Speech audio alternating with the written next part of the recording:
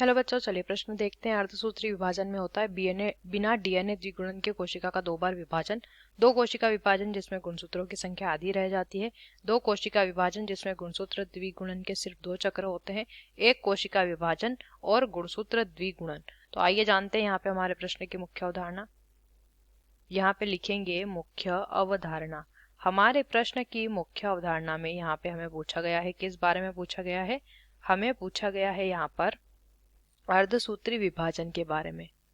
अर्धसूत्री विभाजन, देखिए अर्धसूत्री विभाजन जो है ये एक प्रकार का कोशिका विभाजन होता है। कोशिका विभाजन होता है। कोशिका विभाजन, ऐसा कोशिका विभाजन जिसमें कि एक कोशिका का विभाजन होता है। एक कोशिका का क्या होता है? विभाजन।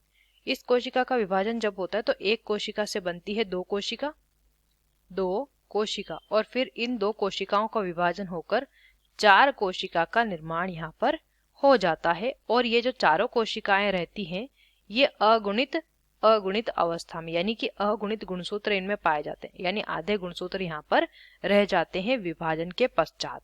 और इस दौरान क्या होता है? डीएनए का द्विगुणन भी नहीं होता। डीएनए का जो द्विगुणन है वो भी नहीं हो पाता है। और इसी तरीके से उस कोशिका का 2 बार विभाजन हो जाता है। एक विभाजन को अर्धसूत्री प्रथम और दूसरे विभाजन को अर्धसूत्री विभाजन द्वितीय कहते हैं। तो उस प्रकार 1 से 2 कोशिका और 2 से 4 कोशिकाओं का निर्माण हो जाता है। और ये 4 कोशिकाएं अगुणित अवस्था में यानी आधे गुणसूत्र वाली होती हैं। डीएनए का द्विगुणन भी यहाँ पे नहीं हो पाता है। तो पहला विकल्प सही करेंगे। बिना डीएनए द्विगुणन के कोशिका का 2 बार विभाजन इसमें होता है।